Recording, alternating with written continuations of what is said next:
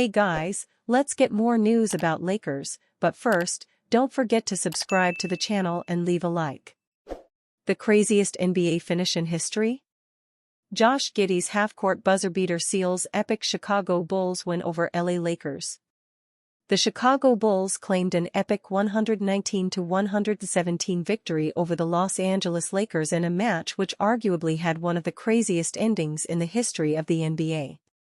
Patrick Williams and Kobe White both scored with back-to-back three-pointers before Josh Giddey stepped in for the piece de resistance and completed a pulsating comeback. White was the Bulls' top scorer on the night with 26 points, while Giddey claimed 25 points, 14 rebounds, and 11 assists for a devastating triple-double. Kevin Huerter also took 21 to leave the Bulls with 9 victories in their last 11 games, the last of which was sealed in some style. Giddey sparked the Chicago crowd into raptures when he landed a half-court heave right on the buzzer to seal a memorable win for the hosts on Thursday evening. According to the NBA, Giddey's shot was registered as being from 46 feet out, and was undoubtedly the highlight of the 22-year-old's career to date. It looked like a very different story when Austin Reaves landed 2 free throws to push the visitors to a 115-110 lead with only 13 seconds left on the clock.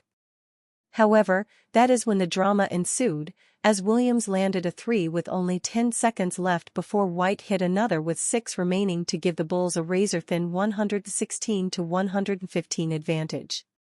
The Lakers still played their part in this thrilling finale though, as Reaves struck again to give the Californians a 117-116 lead with just 3 seconds on the clock. But that is when Giddey went viral with his sensational shot to win the match at the death. Ultimately, it turned out to be a frustrating night for the Lakers, with Reaves top scoring with a haul of 30 points. Luka Doncic added 25 points, 10 rebounds, and 7 assists. Jackson Hayes took 19, while LeBron James finished with 17 points and 12 assists. Luka Doncic gets annoyed when reporter asks about figuring out playing with LeBron and Reaves. Luka Doncic spoke after the Los Angeles Lakers' 119-117 loss to the Chicago Bulls. When a reporter asked him about the chemistry he is building with LeBron James and Austin Reaves, Luka appeared to get annoyed, noting that it'll come soon, but he does face this question from reporters every game. He added that they haven't had much time to practice, but the chemistry is being built slowly but surely. We got to figure out how to play all three together. You guys ask me this question after every game, but we're just trying to figure it out. We haven't had a lot of practice. I think it's coming. Doncic hasn't been on the Lakers for very long, with it just being a little under 2 months since the franchise executed the trade for him. He only began playing for them in the middle of February. And while it was a slow start, it was understandable given that Luka was coming off the worst injury of his career and having to adapt to a new coach, a set of teammates, and a set of schemes. Eventually, the Slovenian superstar would regain his rhythm and has now returned to being the dynamic scorer again, frequently scoring near or more than 30 points per game. Last night against the Bulls, Doncic had 25 points, 8-22 FG, 10 rebounds, 8 assists, 2 rebounds, and 1 steal. His less-than-stellar shooting led to him not getting past the 30-point mark on the night. Since joining the Lakers, Luka has been averaging 27.5 points, 8.6 rebounds, 7.8 assists, 1.7 steals, and 0.5 blocks per game while shooting 41.5% from the field, 37.5% from the three-point mark, and 78.4% from the free throw line. During the same press conference, Luka Doncic also spoke about the nature of tonight's loss, as it all came down to Josh Giddey's miracle heave from half-court. Luka explained why a loss of this kind, especially when the win is within your grasp, can be so difficult to palliate. He added that the back-to-back element also weighs heavily on him and the team after a loss like this. It's hard to lose like that. We basically had the game in hand. When you lose like this, it's hard, especially in a back-to-back. I think we fought hard. It's hard to lose like that. Donich would also compare this loss to another one he suffered around this time last year to the Cavaliers while he was on the Mavericks. "I mean, it's like the one I had in Cleveland last year, which was an even crazier shot. It was 3/4, so just gotta process it. It's a tough way to lose, but it is what it is." Given just how down to the wire things got last night, it is understandable why Donich and the Lakers will be upset. But it is in their best interest not to let this loss get to them, as they still have 9 games remaining in the season, including 2 games with the first-seed Thunder and second-seed Rockets each. Right now, it is time for the Lakers to lock in, focus, and try to win as many games as possible to improve their current 44-29 record in the Western Conference. Stephen A. Smith falsely accuses LeBron James of skipping Kobe Bryant's memorial service. While repeatedly accusing LeBron James of lying on Thursday, ESPN pundit Stephen A. Smith falsely claimed the Los Angeles Lakers superstar did not attend the memorial service of NBA Hall of Famer Kobe Bryant, despite numerous news outlets reporting that James appeared at the 2020 event. Smith, who recently signed a multi-year contract extension with the sports network, has been engaged in a largely one-sided feud with James in recent years.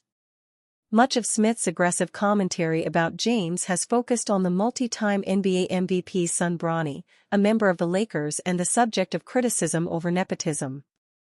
Weeks after James confronted Smith on the sidelines of a Lakers game over the ESPN commentator's non-stop remarks about his son, which went viral and prompted an on-air response from Smith, the NBA champion appeared on ESPN's The Pat McAfee Show on Wednesday and briefly discussed his issues with McAfee's network colleague. "Stephen A. Smith is on a Taylor Swift tour run right now," James snarked. If anyone was waiting on the video to come out, it was his A***. He completely missed the whole point. He got personal about it all, and it's my job to not only protect my household but also all the players.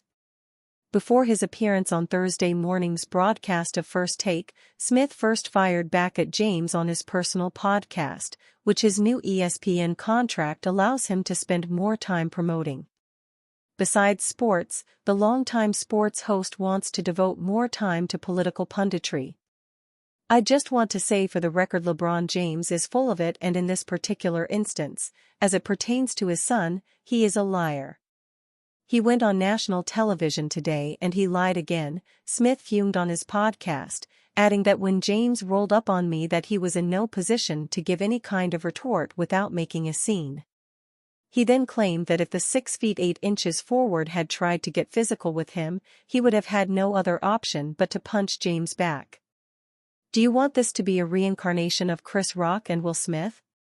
Let me state for the record that while we bring up that, let me assure you it wouldn't have gone down like that, Smith declared.